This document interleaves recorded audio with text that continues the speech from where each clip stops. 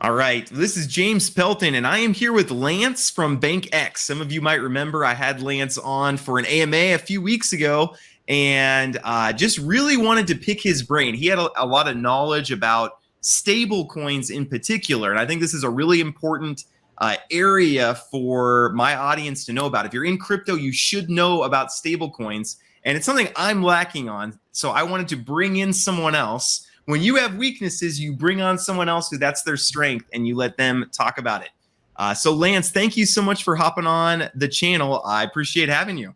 Yeah, thanks very much, James. Nice intro.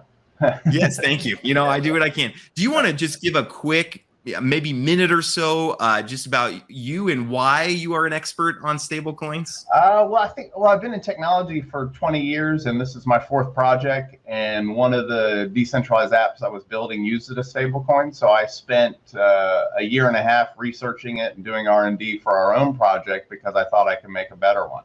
So I think generally, stablecoins hold the key to mass adoption in crypto. So to me, that's very interesting, and why I got into it and how I got into it.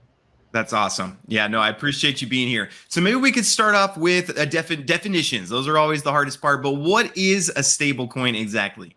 Sure. So a stablecoin's meant to track the value of another asset. Typically, that's the US dollar.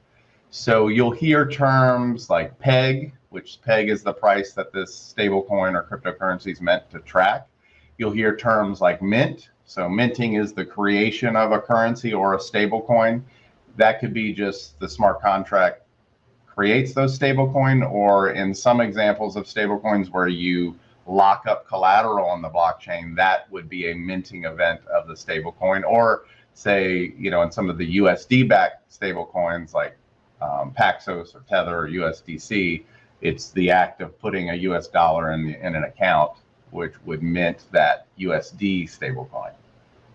Okay, very cool. And then could you kind of talk through, so I think we're familiar with a lot of the stable coins. Everyone's heard of USDT, USDC, BUSD. Do you want to talk about maybe the different types of stable coins and what's maybe a little different between those that we're familiar with? Sure, yes. So the different types, so I think there's really five categories you want to look at: the centralization, collateral type, if any, what's their price stabilization mechanism, what is their peg, and then if they have some passive income or revenue generation aspects to that.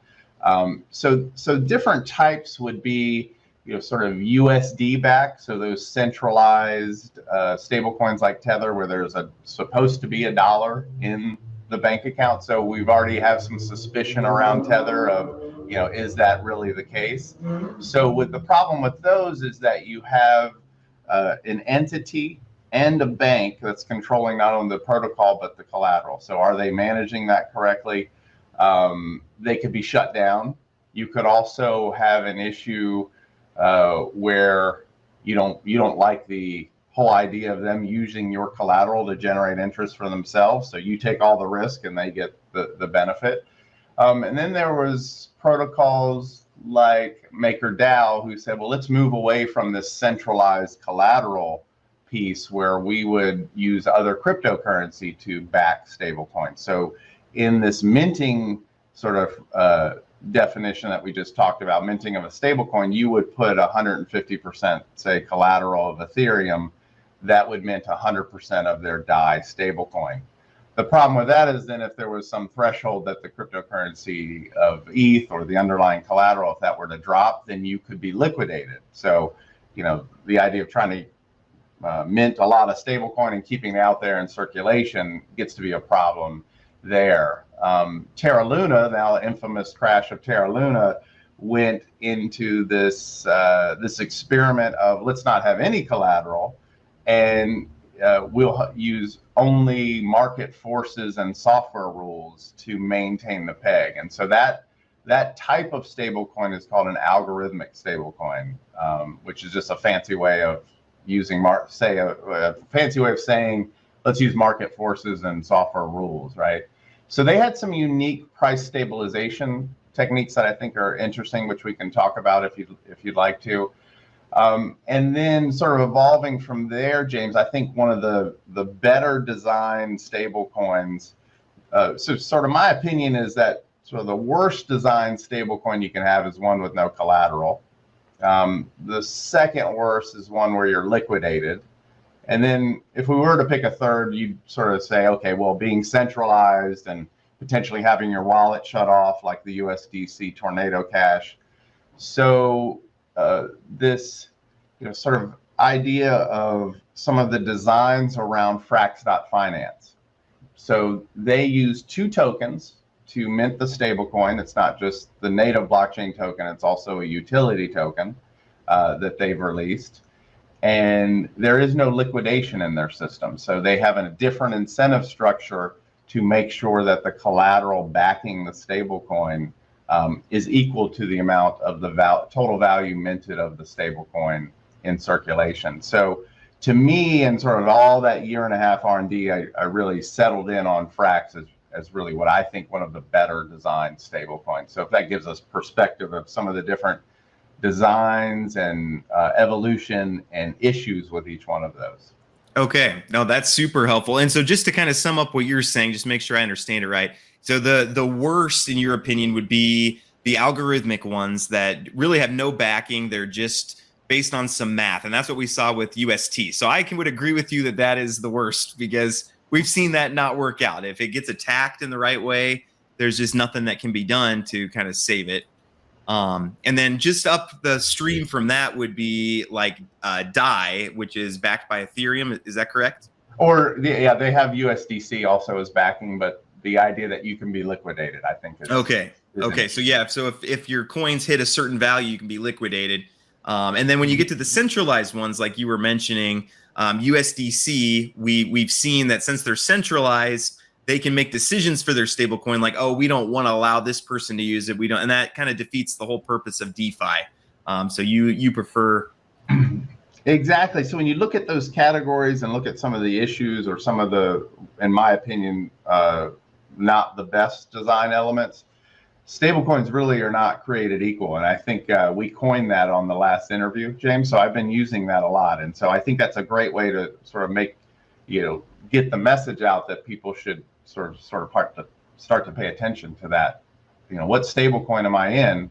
When you have something like Terra Luna and what I consider the worst design elements of no collateral, where about 60 billion was wiped out from crypto. So that's, it's hard to argue that, right?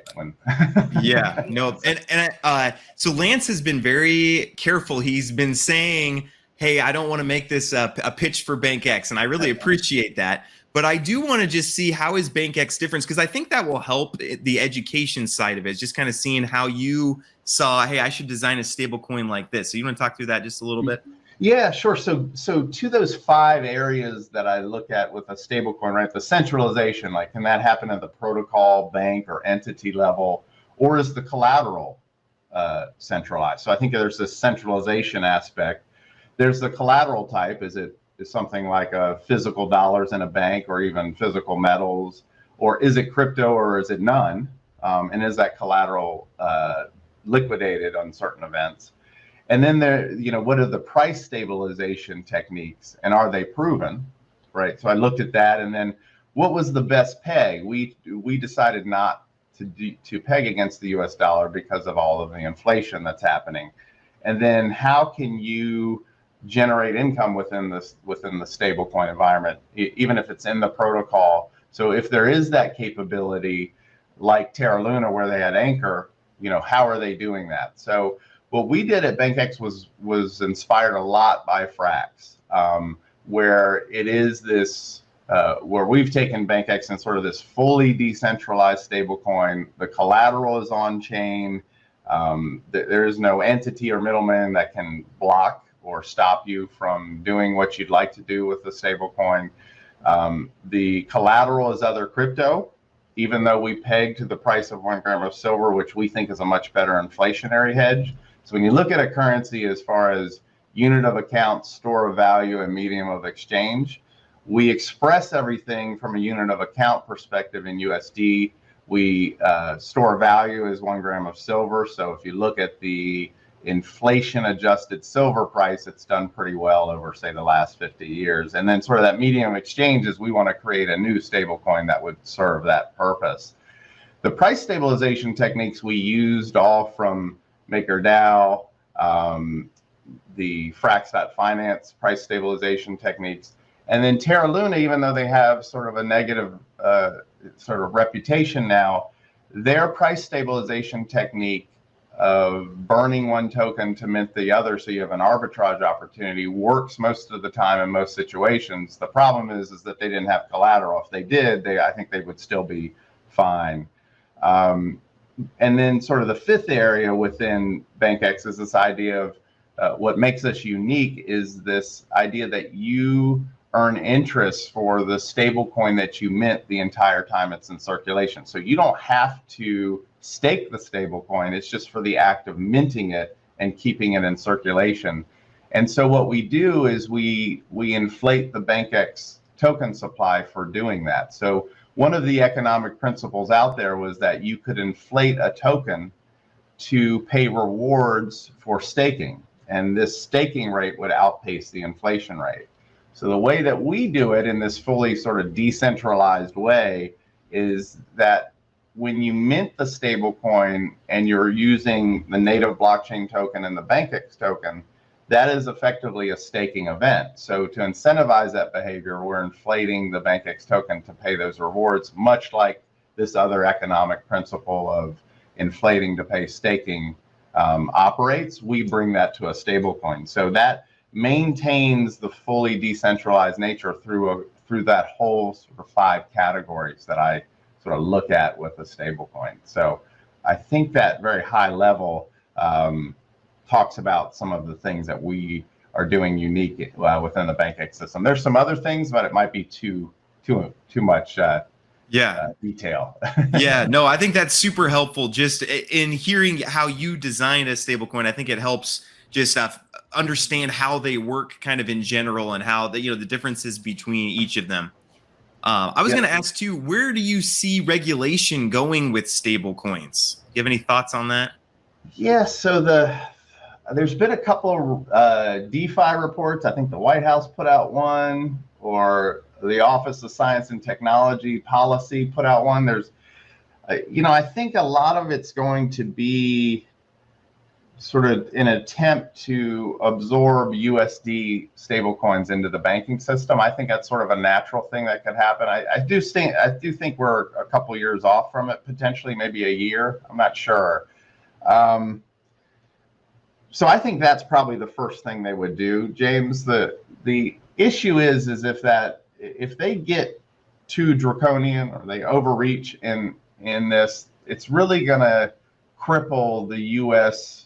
sort of financial dominance, innovation in this area, because all people will do is they will just go anonymous on projects, or they will leave the U.S. right? So you would have people sort of taking projects and cloning them anonymously, and so I had a whole sort of article I posted on Reddit why I think stablecoin regulation doesn't matter, because that will be the counter that the cryptocurrency community will do, kind of in the same line that, okay, regulators, shut down Bitcoin. It's just really, or there's really no point. There's really no point that you can go to or person to shut it down. And so this is really just going to force the hand of just further decentralization, in my opinion.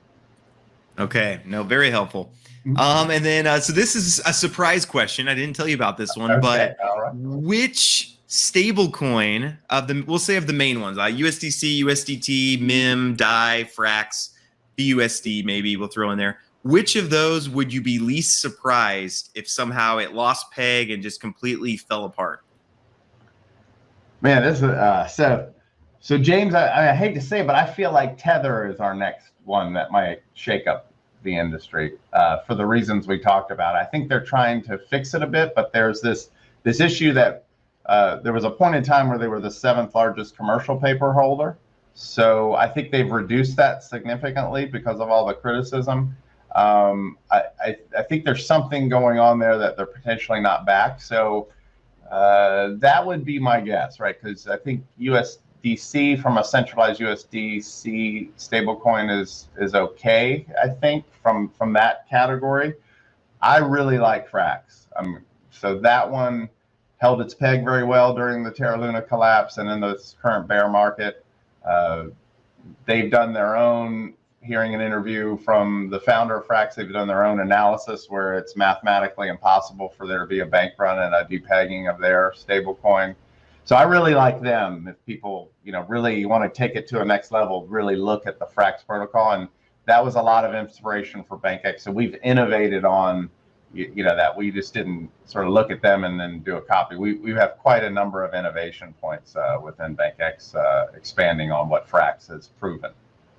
Okay, very cool. And then this was a question from Lance. So he brought it to me and it was smart. I should have thought of it myself. But the last question is what's the best way to make passive income from stablecoins? Do you want to talk through that a little bit? So there's going to be a release of some ideas, but basically what's unique about BankX is that you could do this idea of looping without liquidation. So when you mint the stablecoin that's earning interest, now you have a stablecoin that you can go buy more collateral, and now you have collateral that you can mint more stablecoin. So since we're paying interest for when you mint the stablecoin, you basically can create the passive income that you like.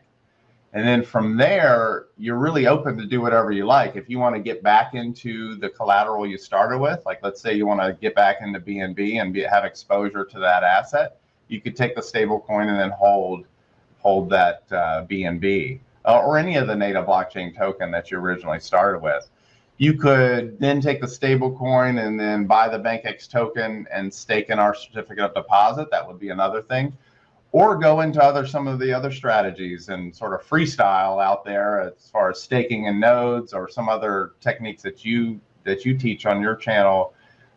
James, one of the more advanced things you could potentially do is if you're on Ethereum, as an example, you could loop to create the passive income you like, then buy Ethereum and then hedge the downward price movement with a put. And then if the price goes down, you got a higher value put, you could convert that into more Ethereum and then just keep going. All right. So you have, there's basically, once you loop and you're satisfied with those returns, you can either stay within the BankX system or go to any number of other passive income techniques. So we are a great addition to any passive income strategy or a whole solution. So that's basically how that works. We're gonna have some infographics and things that come out soon on that, but that's awesome. Basically, yeah. I love infographics. I don't know if it's because I don't know if it's because I have a short attention span and I'm dumb, so I don't just like words, but I love infographics. I wouldn't say you're dumb, James, but I think just in general with a stable coin, the goal is, how can I create a passive income, but being fully decentralized, some sort of inflationary hedge, proven price stabilization, and it has collateral where you're not liquidated. I think those were the goals and things that I think we've done well with BankX as we get closer to the launch. I think that's a great sort of things to look at when you're looking at a stable coin. Awesome. Well, hey, Lance, I really appreciate it. That's all the questions I have for you. Maybe a final question. If people want to learn more about stable coins or they want to learn more about BankX in particular, what's the best way to maybe get a hold of you or to go research on their own? Sure. Our website, James, is www.bankx.io. I put a lot of videos on there. We have a doc section with BankX University. There's several white papers, economic audit. We just finished our smart contract security audit. Our YouTube channel, there's several playlists as far as learn more, fundamentals, different levels of information as you want to look at how stablecoins in the BankX system work. And then I also teach a masterclass, which is a video on our YouTube. So depending on how far you'd like to go, we've got the content there. Awesome. Well, hey, Lance, thank you so much for hopping on. I appreciate you telling us about your project, and I appreciate just the education in the space also. Again, it's an area that I'm weaker on, and so wanting to learn more, and it's been helpful talking with you. So thanks so much for that. All right. Thank you, James. All right. Take care.